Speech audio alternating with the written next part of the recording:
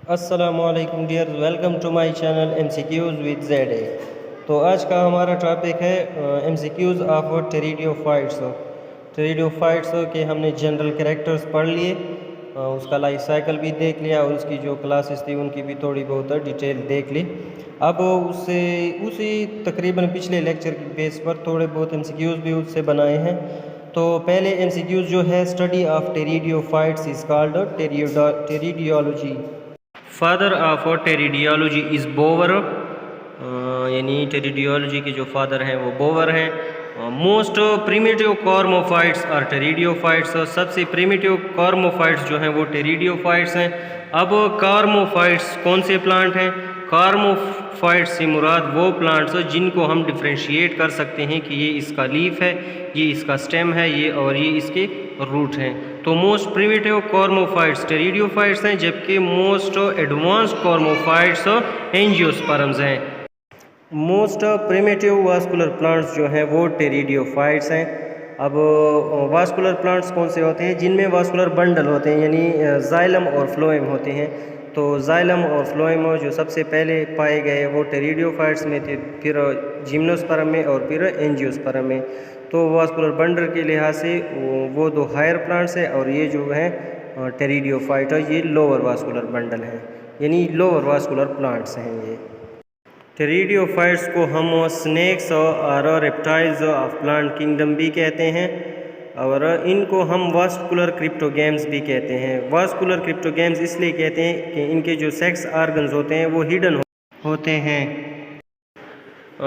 टेरिडियोफाइट्स की main plant body की अगर बात की जाए तो वो स्पोरोफाइट होती है और डिप्लॉइड होती है। इसी तरह राइजोफोर सिर्फ और सिर्फ ऐसा स्ट्रक्चर है जो कि सेलाजिनेले में पाया जाता है, बाकी पूरे प्लांट किंगडम में ये किसी भी प्लांट में नहीं पाया जाता। टेरिडियोफाइट्स जो ब्रायोफाइट से डिफ़र करते हैं, तो इनके पास जो है, एक तो इनकी मेन प्लांट बॉडी स्पोरोफाइट है और दूसरी इनमें वास्कुलर बंडल है, जबकि ब्रायोफाइट्स के पास ये नहीं होते। इक्विसिटम को हम कॉमनली हॉर्स टेल कहते हैं और गोल्ड इंडिकेटर भी इसको कहते हैं।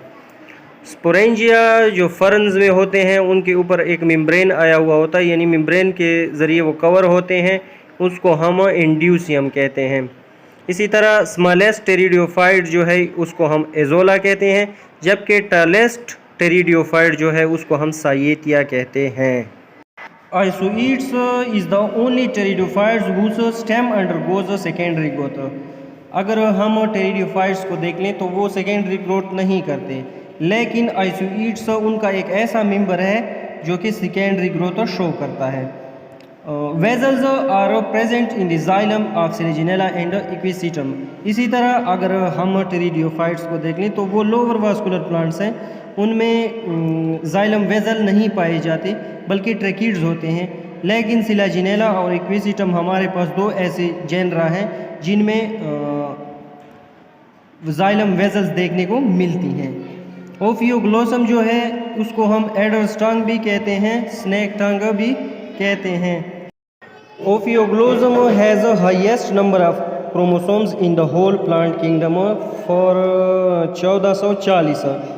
यानी ओफियोग्लोसम हमारे पास एक ऐसा प्लांट है, टेरिडियोफाइट है, जिसमें पूरे के पूरे प्लांट किंगडम में सबसे ज़्यादा क्रोमोसोम्स इसी में पाए जाते हैं।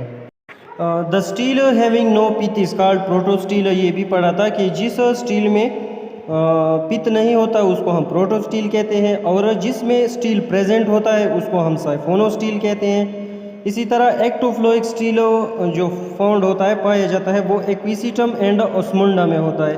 अब एक्टोफ्लोइक से मुराद वो स्टील जो जाइलम के बाहर सिर्फ फ्लोएम प्रेजेंट हो, और एम्फीफ्लोइक जो है वो मार्सिलिया के राइजोम में पाया जाता है।